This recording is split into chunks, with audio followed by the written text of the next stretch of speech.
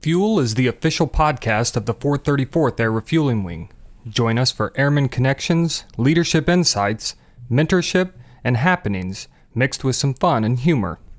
Please understand that the views expressed in this podcast are not necessarily the views of the U.S. Air Force nor the Air Force Reserve, and no endorsement of any person or business is ever intended.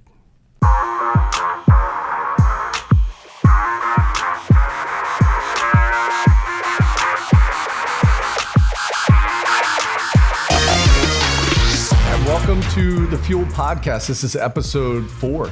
And so, as always, I'm your host, Chief Nathan Parks. I'm the command chief here at the 434th. But as always, we have in the room with us Josh, the Dream Weaver, Sergeant Weaver from Public Affairs. But we also have Sergeant Blocker from Public Affairs and Major Sampson from Public Affairs sitting in. And they're just doing some oversight to see what Josh and I could be doing better, which is probably a lot. But yeah, we're getting started with this.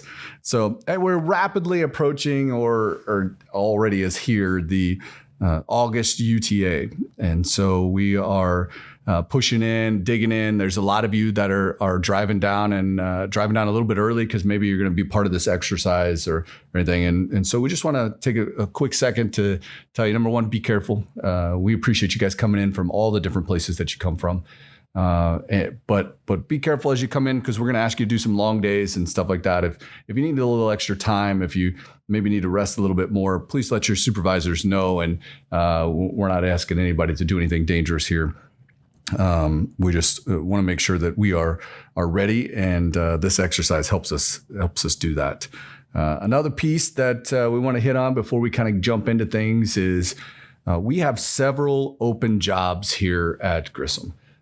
So we have jobs from everything from, I think we have a bartender job that's open over at Chalks for our Fridays and Saturday nights when we have Chalks open, and to our maintainers out there, maintaining the aircraft, just all across the base. I think there's a civil engineering job that's open right now.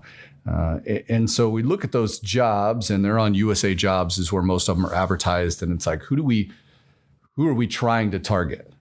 Well, who I would like to target and who I think you want to target are the people that you want to work with.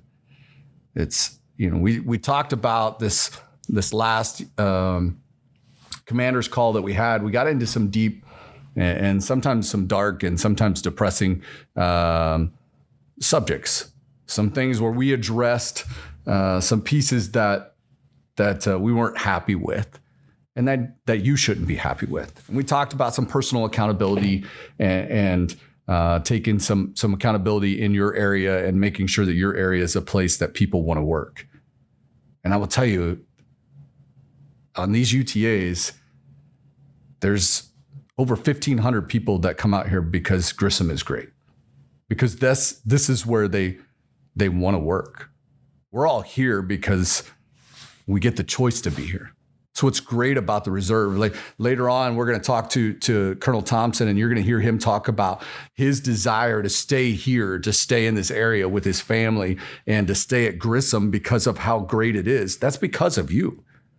Like Colonel Pemberton and myself, we don't lose sight of that this place is great, but that doesn't mean that this greatness just continues by itself. So to continue to be great, it takes some effort. It takes you don't cross the greatness finish line and from then on out, you're always great. We have to continue to work at this. And what we've done is we've tried to hire and we've tried to bring people in that have the highest level of character, that they create the culture, that they look at this and they say, hey, the chief up there talking about those issues, I take that personally. And my character is that I want to make sure that this place is great. I don't ever want, anything to overshadow how great I am at my job. And it's that credibility piece of, hey, I want to be credible in every aspect, not just in my job, in my character, in my integrity, in all of those pieces. I want to be credible. These are the people that we want to continue to hire because those are the people that are here. Grissom continues to be great. Grissom is on we're going to talk a little bit about this KC-46. We're on the list of KC-46 because of how great our character is here. we're good at doing the job, but that's just a reflection of how great the character is. And we want to continue that. You know, I was just talking with Sergeant Blocker here before we got started, and he talks about his experience here at Grissom and how, you know, sometimes we go through these phases where we're like, you know, is this really where I want to be? Is this really what I want to be doing? Is this really how I want to be spending my time? Is this challenging me? Is this where it's at?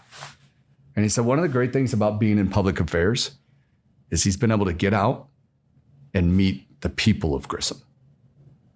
And when you get out and you meet the people, man, I've experienced it time and time again. Every day when I get out and I meet you guys and I talk to you, it's inspiring because there are great individuals doing great things in the community that we look at every day. And I'm like, that person could be making twice as much money on the outside.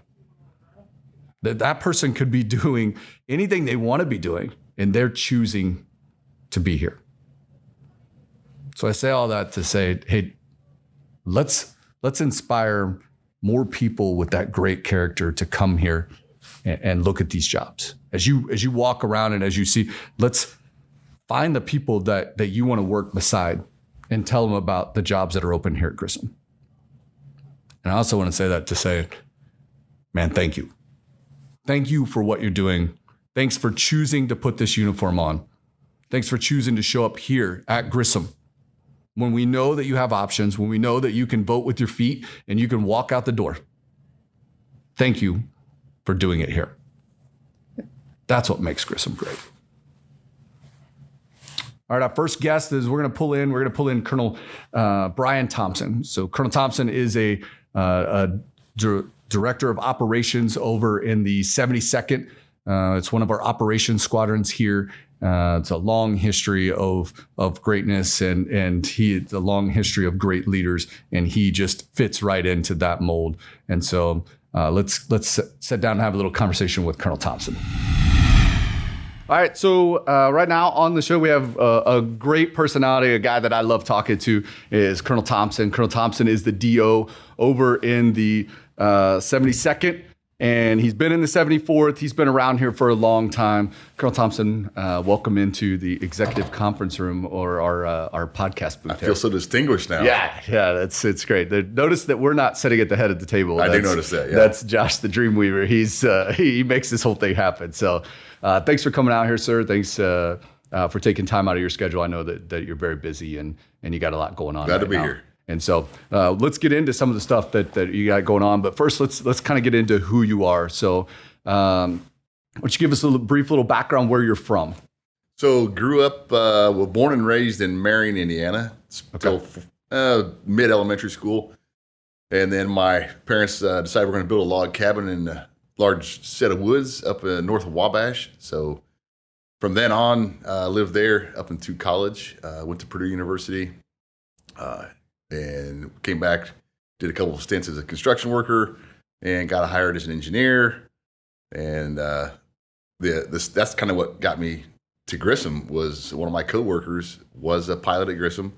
He knew I was flying on the side, and he's like, "Hey, I noticed you're paying money to fly. You know, we have a place down the road that will pay you to fly." And I thought, that's a great idea. Yeah, because money was a little tight then. Yeah, seems way better. Yeah, so I came here and talked to him, and a bunch of hurdles I had to cross to get in here.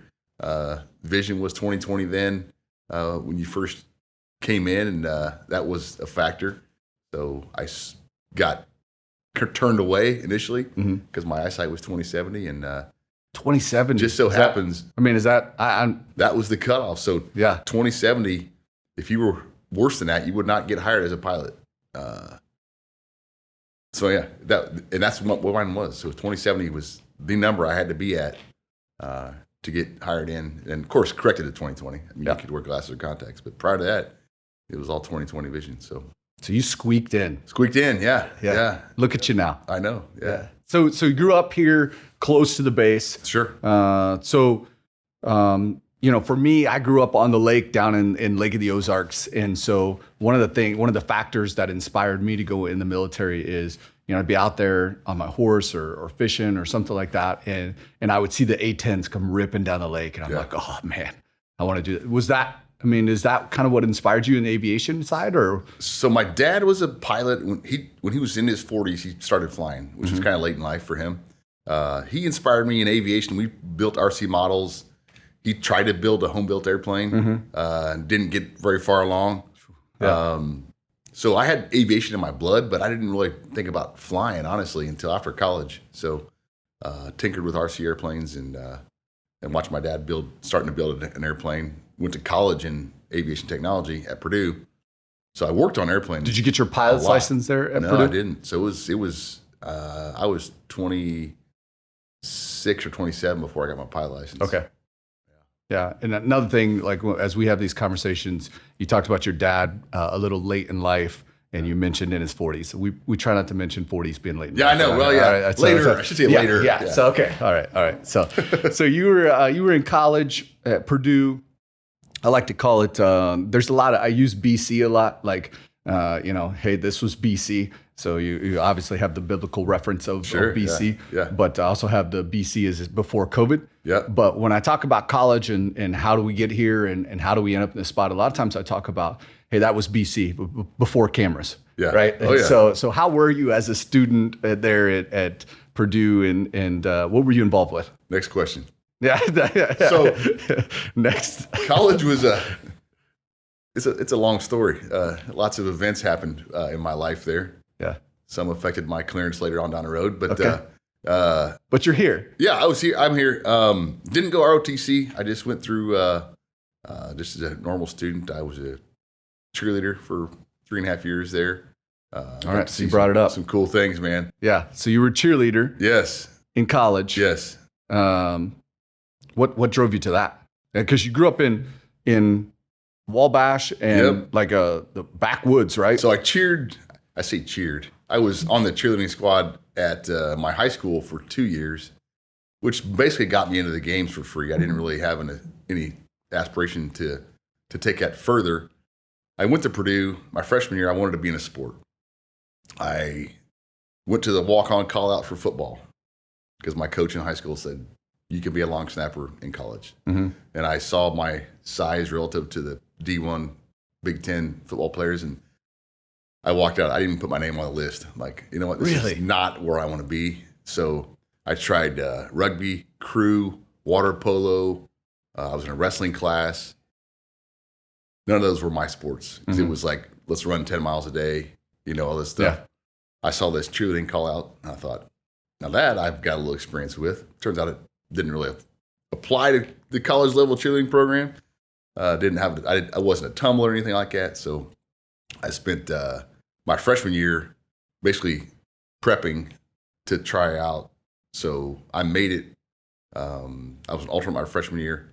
And then sophomore, junior, senior year, I cheered at Purdue, which was awesome in basketball, not so good in football. If you remember the Fred Akers years, that was not the greatest. So, but yeah, that was one of the probably my highlight of college was just getting to travel with the teams and meet my best friends were cheerleaders from Purdue. So you're part of a team, and your Instagram actually talks about being Purdue cheerleader, right? Sure.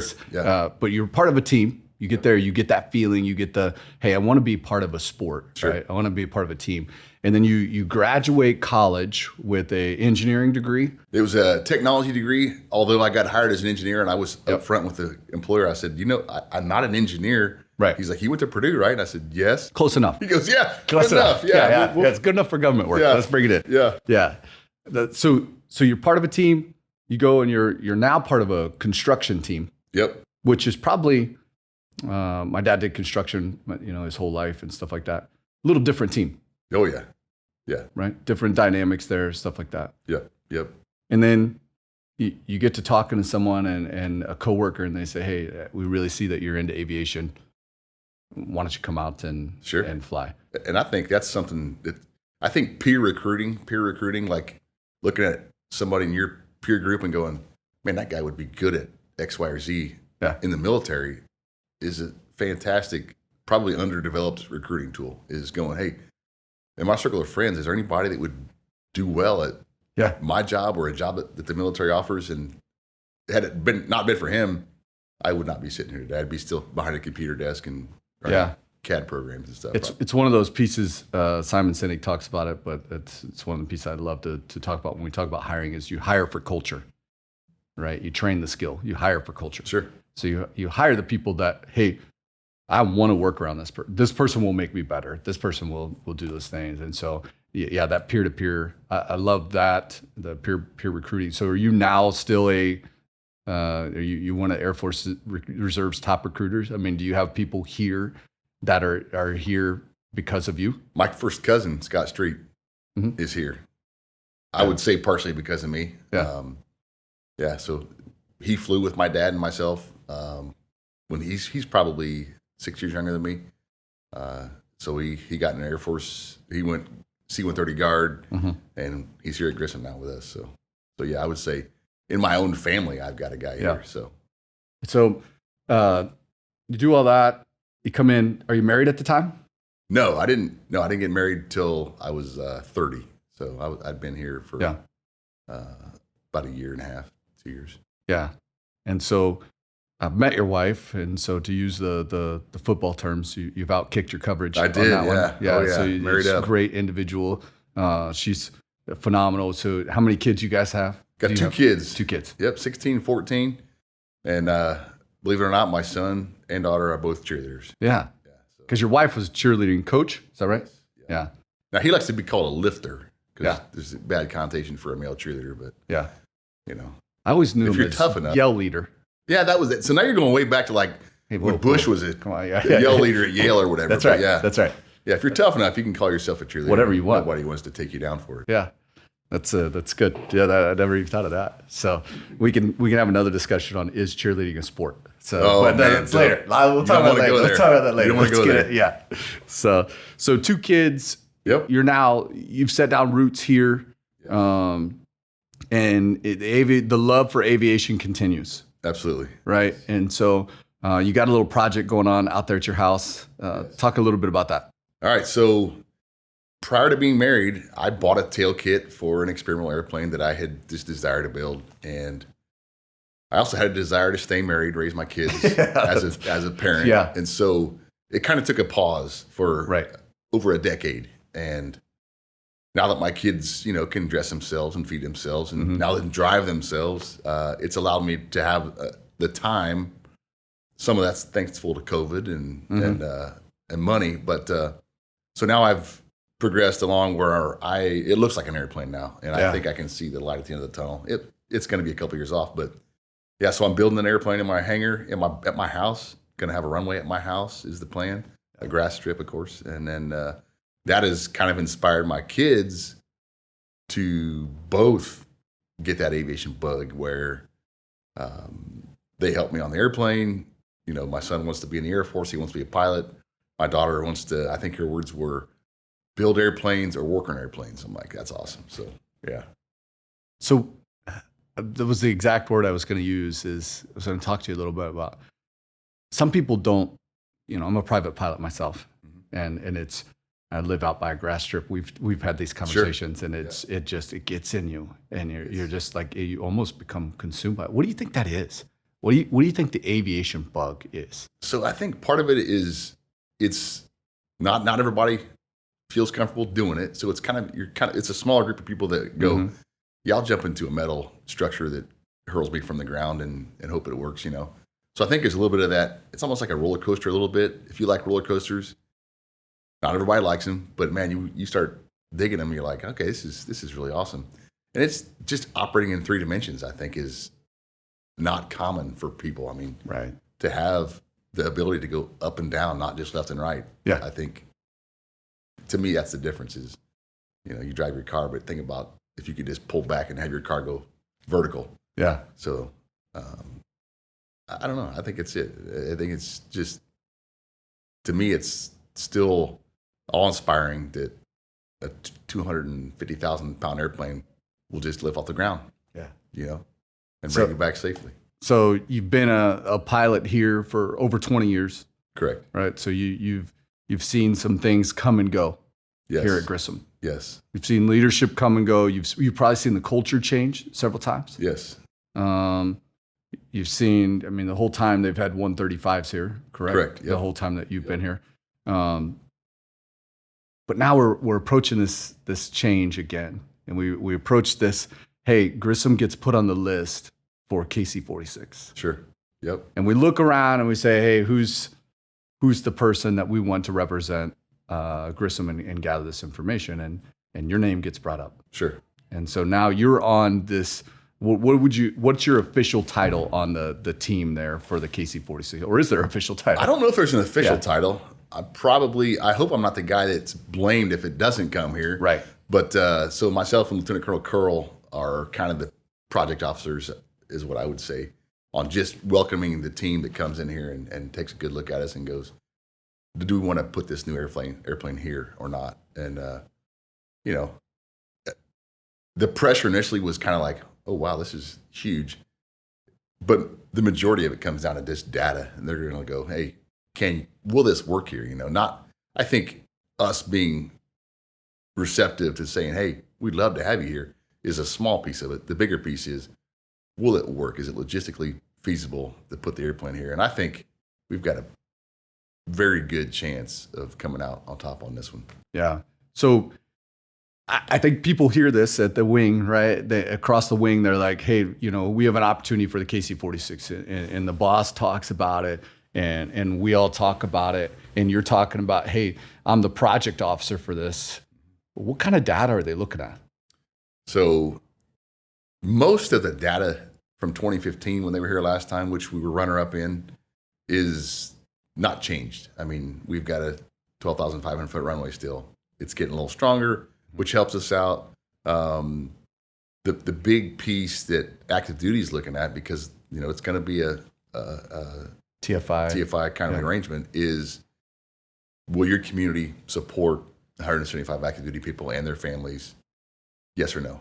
And I think the answer is a resounding yes, just because of community support, education opportunities, low traffic, low cost of living. And I think that's the huge one. Just the overall cost long term of putting people here is the lowest in the country. Yeah.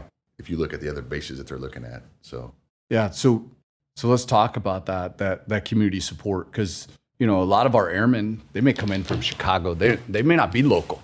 Yeah. Right. They may come in. We have a huge majority that comes from Chicago. Sure. We have a bunch that are coming from states. I think we're 23 or 24 states, or it was 32, I think, last time. And we're, it's hard to keep a running count on that. Yeah. But they don't understand that they're like, I'm here on I come in late Friday night.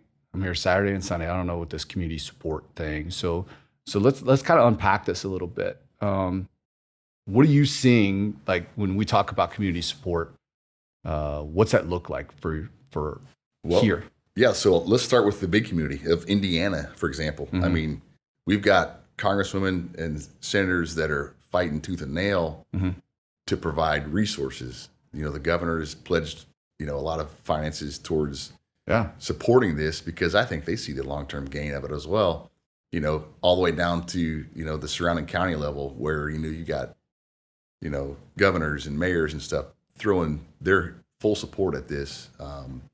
And beyond that, we've got, Makita, we've got the GRDA and all the advocate teams that are. So we know about these organizations because we're in these meetings with them, right? Sure. And so you say Makita, and people are like, okay, sounds like an exotic animal.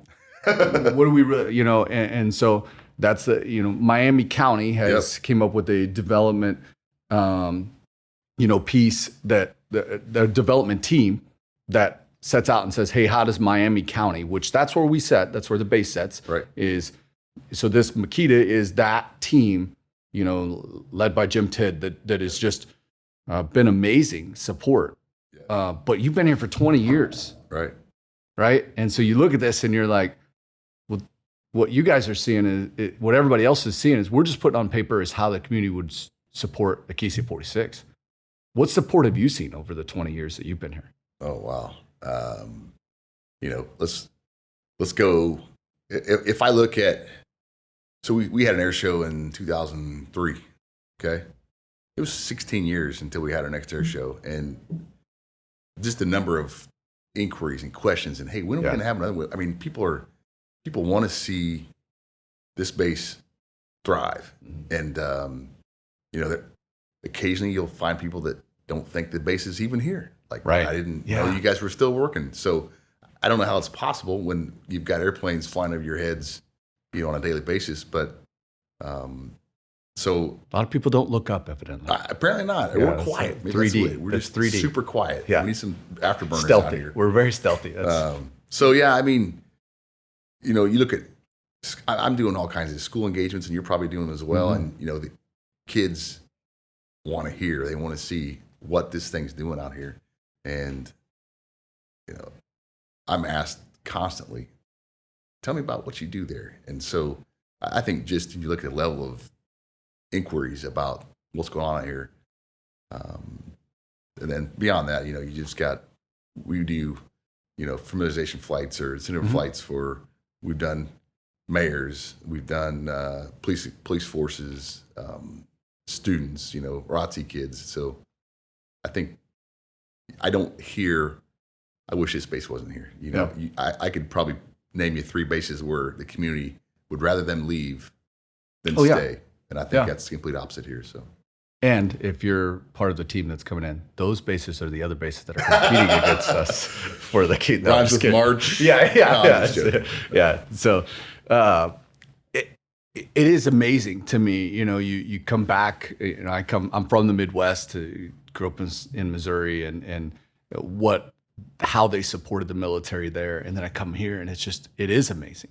But the support from the community has been phenomenal. I mean, the schools, just like you said, superintendents have welcomed us in and just been like, hey, we want you to come talk about this. We want you to come talk about the military, what you guys do, and stuff like that. And so the community aspect is really big in this 46, dial the 46 in. But I think it's been really big in keeping Grissom alive here. Oh, absolutely.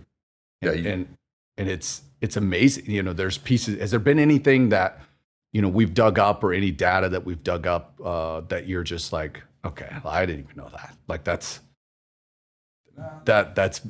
amazing. Like that's interesting or not especially. I can't think of anything that's like, just blew my mind, necessarily. I guess financial impact, it's great for the community to have us here by the amount of dollars that we're spending on, building projects, salaries. I think Miami County is doing well to have us here, just the same as we're doing well to be here, So I think it's a good. It's a win-win. Yeah, it is. Yeah. Yeah, I saw something. I was digging through some of the old prior command chiefs files and stuff, and one was a mission brief from like 2013 or something like that, or 12, and it said the financial impact of Grissom on the community was about $56 million a year. Yeah. And so you look at that and you're like, that was 2013. I don't know how accurate that is now or whatnot, but we have about 700 people that are out here every day and pouring into the community and stuff like that. And so I tell you, one of the things that really hit me, and I've been involved with a lot of these with the politician side of things, and as you kind of your job evolves as you move in this leadership role and involving with the politician side of things is, when we went to one of the first meetings about this, is one of the things I talked about was childcare. Yeah. And how quickly people moved on that. Yep. How quickly the community moved. And people were like, you guys need help with childcare? Like, how do we do it? Right. And then to see Governor Holcomb say, hey, I'm going to throw some money at you guys to develop this. Sure. Yeah. And to go after it and to see the, Senator Donato and Orlowski and just everybody kind of pulled together. It didn't matter. Again, I love talking about when political lines get blurred because we're helping people. Absolutely. Because really that's why we're all here, right? Yep. So we want to be a part of something bigger, a team, like what we talked about before. Yeah. So why don't you talk about what about the infrastructure side? So if the KC-46 comes here, a lot comes with it, right? Absolutely. Yeah, we're talking millions of dollars of building projects, building new hangars, new maintenance facilities, first-term airman dorms, which I know the governor has pledged some money towards that as well. Just this, if you were to go to an active duty base, look what they've got. That's going to kind of be where we're going to get to on a smaller scale, of course. We might not have a bowling alley. I don't know. Be nice if we did. Yeah. But I think Grissom Interior, looking at the data that this KC-46 needs, hopefully our internet will get faster. Because this thing is a data hog, man. This KC-46, it's just got a lot of beeps and squeaks on there that need data prior to flight. So a lot of people will look at this and be like, new hangars. What about the construction we're seeing on base right now? Yeah. Like, what about the hangars we have? Why won't those work? A little undersized.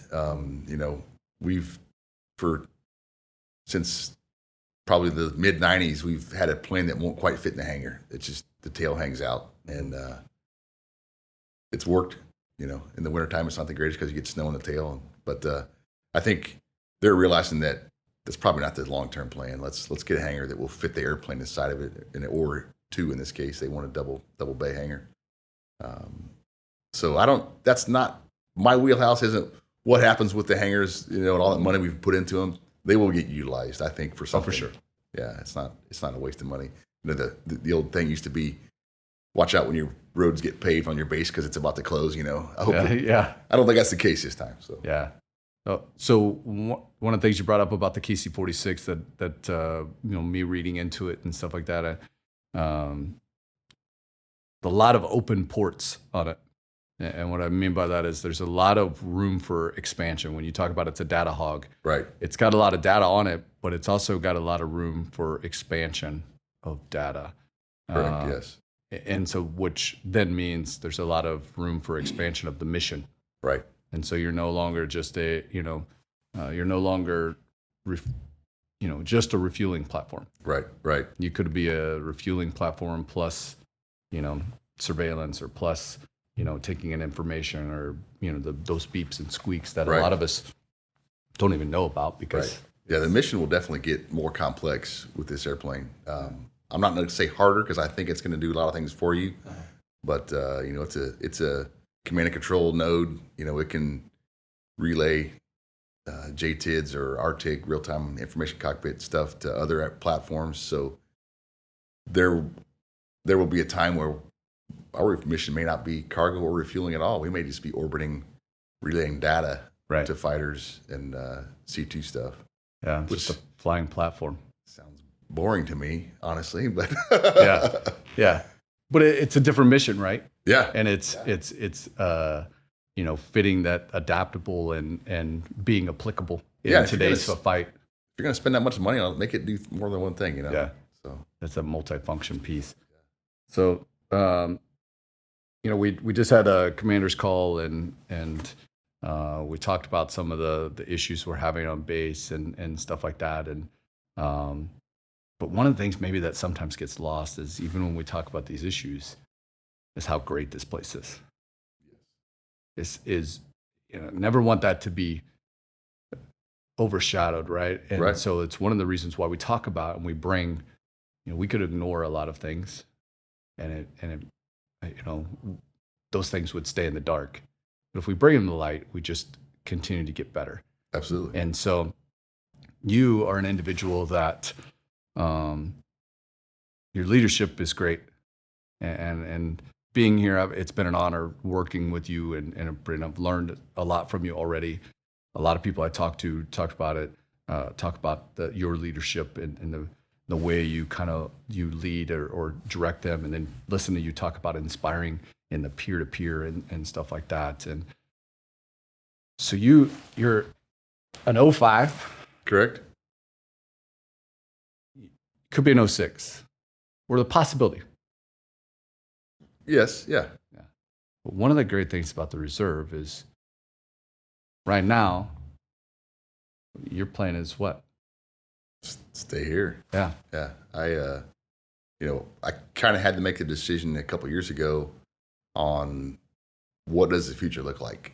Do I want to pick up and move and and command, somewhere else or potentially here.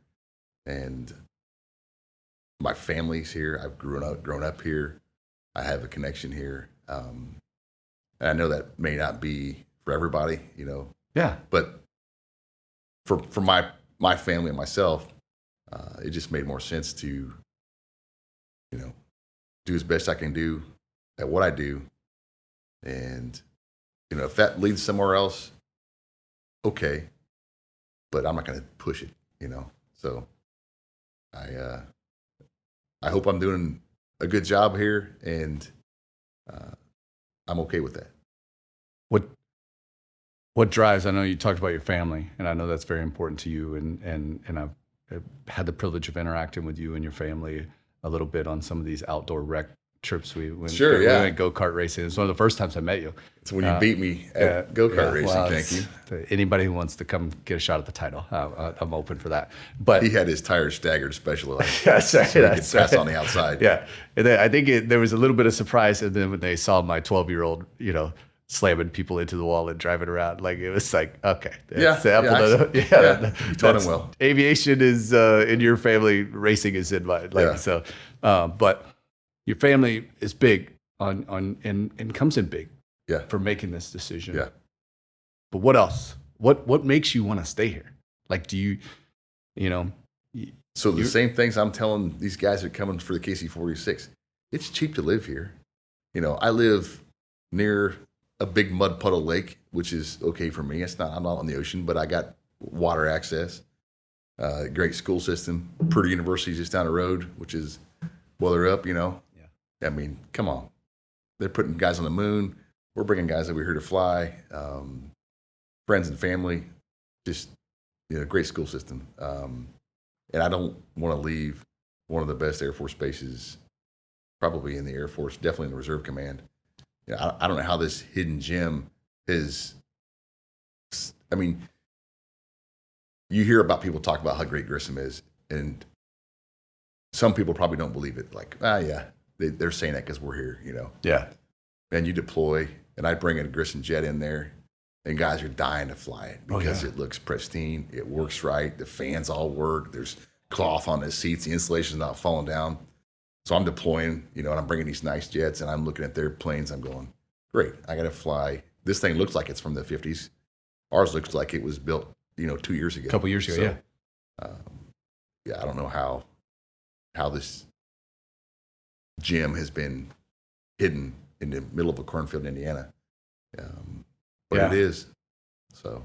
Yeah, so I listened to that, and I'm like, talk about, I know there was no one that was pushing me to come here, right? Yeah. There was Grissom was not on the list of Afric's hot spots, of places to go or anything like that. Well, when I talked to Chief Marion, we were at a conference, and him and to listen to how he spoke of Grissom, but not just the area or, hey, it's Great Lakes and all, but the airmen. Right. And the detail that you talked about, air jets are second to none. Right. Our takeoff rate, the reliability rate, look at that. You as a pilot, Right. You're supposed to fly later. Right. You're probably not sitting here like, I can pretty much bank on not flying, because you're going to pretty much bank on flying, because as long as there's good weather, Right. maintenance is going to make it happen. Sure. Yeah. And you're going to get paid. Yep. And, you're going to go, if you choose to, you're going to go over to the DFAC and going to go to lunch. And you're going to, it's all those pieces that add in, that it's every airman doing their part, doing their job, and wanting to be here. Right. And that makes us great, but it's also what's going to continue to make us great. Whether that's the KC-46 or whether it's the 135 for another, until it sunsets. Sure. It's what's going to make Grissom great. Right. And I think that's one of the pieces that I've taken away from this whole the KC-46 study, is just this place is as amazing as everyone makes it sound, and that's been here, and it continues to evolve and impress, Right. in that evolution of it. Yep. So what would be your pitch? So I've got you go out to the high school, or you're out there at your son's game watching him. He also, does he play football too, or is that? Yes. Yep. So, Football. Yep. So you're out there watching football, and he's got some kid that's out there playing, has an older brother standing next to you, and you're like, hey, what are you doing with your life right now? Yeah. And they're like, I'm just kind of lost. Yeah. What's your pitch here for Grissom? So, I don't know if we're seeking the lost. I want down to earth, if you got a good head on your shoulders, and, don't do my mistakes in college, that kind of thing. yeah. Not like me. Yeah. Don't be like me. No. Yeah. But, if you want a steady place to come work on a team of great people, diverse people, I've broadened my horizons tremendously here versus, working in my previous employments. Does an awesome mission. And, why wouldn't you want to come here and, throw your hat in the ring, be part of it? Just an awesome team of people. Yeah. You ever step back and think of when you were that Wabash? Did you go to Wabash High School? I went to Manchester High School, but I consider myself a Wabash kid. A lot of people don't know this. Colonel Pemberton, Manchester University. Yeah. So he was a Manchester guy. It was Manchester College. Manchester College, yeah. They had to church it up and make it Manchester University. Yeah, they did. Once he graduated. Yeah, right. Yeah. He's devoted a lot of time. Probably go take his diploma back in and have it changed. Yeah, have it changed. Put university on it. So Manchester High School, a young, there's no lieutenant colonel at that time. It's, young Brian Thompson. Yep. Sitting there in the high school. You ever look back at that and think, man, how'd I end up here? Oh, yeah. Yeah, quite often. Yeah, there was so many things, and the good Lord, I think, put this in front of me because, I had hurdles that I pretty much gave up on. What's not going to happen, age waiver. So I wasn't 22 when I came here. Mm-hmm.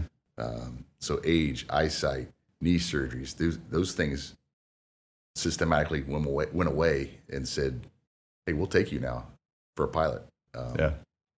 So we just talked to Airman Mitchell last month, and kind of the same thing is she got told no. Yeah. And if she would have take that no, just be like, all right, well, there goes that dream. Sure. She's not where she's at now. She's out at the Air Force Academy Prep School. Yeah. If you take the first no, you're not here. Right. Yeah. If you look at it and you say the second no. Yeah. Yeah. There were three no's before I got to come in here. Yeah. And you just kept pushing on and yeah. And the ironic thing is I didn't push that hard. Those barriers kind of fell on their own. Yeah. Because I didn't want to I ended up taking a 50% pay cut to come in the military from the job I was in. So it wasn't money. I loved flying. I loved aviation. I wanted to be in the military at that time, but I thought, well, I didn't want to be a navigator. Sorry, Colonel Shaw, but Colonel Pemberton. Hey, Colonel Pemberton. Yeah, so I didn't want to be a navigator. Can we cut that out, Josh? Edit that. Yeah, edit that. So I had no desire to do that. So I thought, well, there's no reason. I'm just going to stay in my engineering job and do that. But looking back, that engineering job went to Detroit, Michigan, got sold to another company, went away altogether. I'm like, man, I'm so glad I didn't stay where I was at. So it's one of the things that I found with great leaders. They've had some type of struggle or sacrifice to get where they're at. Sure. And it's and so I appreciate that about you, and I appreciate you continuing to be here, choosing to be here. I know that your love of aviation could have taken you to the airlines or to another job, somewhere else. Right. And so we benefit here at Grissom because you're here. Well, So thank you. So I appreciate that. And because we benefit also because you're on this team that is out here looking at every aspect of Grissom to see if we're the right fit for KC46. Right. And a guy with your knowledge of this place and your love and passion of this place, we know that our best foot's forward. And if they end up not choosing us for the 46, it was out of our control. Absolutely. Yeah. So appreciate that. Hey, the way we like to wrap it up here is so we go through a little thing that we talk about. What am I loving? And so all that is just what do you got on the horizon? What are you looking at? What are you loving right now? I'm loving the fact that football starts soon, whether that's high school, college, or pro. Yeah. So I've got a high school player, and I got a first cousin who's a Green Bay Packers lineman. So I'm loving that both those are starting up. Even though it doesn't, I guess you need a lineman if you have a quarterback, but I'm not. Well, I'm not sure what they have. Someone's got to right get protected. Yeah, I don't know what they have. So- Yeah, somebody is going. Yeah. Love or May just be younger Rodgers, or older. Who knows? Yeah. So sorry, go ahead. No, you're good. So I'm loving football starting, and flying is my job, but flying is my hobby too. So Oshkosh is right around the corner. There's about 5 Grissomites going up to Oshkosh. So I know what Oshkosh is because again, I'm a private pilot, but Yep. explain to people who don't know what let's see. If Oshkosh. you've been to Kings Island or Cedar Point or Disney World, it is the equivalent on the aviation side. It is a 7-day long air show event, campgrounds, food, exhibits, stat displays. If something flies, it flies to Oshkosh. It's And where's it at? it's in Oshkosh, Wisconsin, Yeah. just south of Green Bay. Yep. So you'll be going by the New Glarus Brewing Company. If you Will you be going by it? yes, I'll stop there and get some spotted cow. That's it. Yeah, So you're not going by. You're don't stopping. edit that. That's gonna stay in there. Yeah. So yeah, the whole family stops there and get some only Wisconsin brewed beer. It is my wife and kids while I was deployed. This is how awesome this air show is. I'm deployed, and Oshkosh rolls around, and I kind of jokingly said, "Well, you're not going to go because we're not going to have the camper and this and that." She's like, "No, I'm going." They tent camped. Her and my 2 kids, they were younger too. I'm like, "That's gutsy." So yeah, Are you tent camping this time? no, heck no. We're putting the camper out now. Yeah. We're going to rent a glamping. We're going to glam. Glamping. Yeah. I think Jim Gaffigan, the comedian, talks about is, hey, what did I forget? Oh, my entire house. So Yeah. here it is. Here it is, yeah. So that's awesome. And that's, man, what a great, I can't wait to hear the stories from that because it's like I'm an automotive guy, so it's like the SEMA of aircraft, right? Yeah. It's and there's all kinds of computer ones that we could talk about, the gaming ones and Yeah. all that stuff. Yeah. But I tell you what I'm loving right now is so our kids are at camp, and so this is going to sound weird. I'm loving my kids are at camp. Yeah, well. I guess, but no. So it's kind of given my wife and I the freedom to every night we've went to like these little different towns and ate at these restaurants that people have told us about. Sure. And so it's been neat to just get out and explore a little bit. Yeah. And so dropped the kids off up at like North Webster Lake, something like that. Yeah. So up north here, and that was beautiful. And then while I was up there, the A-10s from Fort Wayne was screaming down the lake at low level. And I was like, man, this reminds me of my childhood. Yeah. But it's just, I'm loving getting out and exploring Indiana, the weather that we're having and just, it's been great. Yeah. So, but well, sir, I appreciate your time. I know that you got to get to a briefing and go up there and fly these skies and thanks for coming in and inspiring, and also for discussing your portion in this the KC46 site survey Sure. that they're bringing in, and this is once again where we talked about it the other day in the meeting is we wish that we could put the Grissom people on display. And we think Right. it wouldn't be a competition at that point. Absolutely. But again, it's our records are what's going to go on display. And I think that you guys have done a great job of putting a lot of effort into those records to capture the spirit of Grissom. So thank you for that, sir. Appreciate it. My All right. pleasure. Yeah, have a good day. All right. All right, thanks for joining us. Thanks for taking time out of your day to listen to us. And we're hoping that you are enjoying this, and that as you see these different people that we're bringing in, man, the character is great here. It's above reproach. I mean, we have some amazing people here at Grissom, and we're trying to highlight that, and we're trying to make sure that we continue the greatness here. One of the things that's coming up and that we're going to talk about on the next podcast is the family day. But in the mail, each home for every member that's here at Grissom, they should have got a flyer in the mail. In that flyer talks about Family Day, October 16th and 17th out here at the base. And on that flyer is a QR code. You can scan that QR code. If you're not familiar with that, ask someone that's younger than you. They probably know how to do it. And so you scan that QR code, and that is going to give you the most up-to-date information. Any kind of, as we add stuff, as we take stuff away, any of that stuff, you're going to get that information on that through that QR code. The Family Day team and staff here, the people that are volunteering to do that, are doing an amazing job. And so get involved if you've got ideas. It may be a little late for this one, but definitely we can throw those ideas on the next one. But make sure you're talking to your family. Make sure you're scheduling that time in October. There's no alternate UTA during that time. That's just going to be us out here having a great time. And so make sure you're adjusting your plans accordingly to bring the family out for that. Once again, thank you for the PA staff here for doing a great job at producing this podcast, and thank you guys all for what you do. And we know that you choose to do this, and we love it. So have a great UTA, and hopefully we'll see you out there.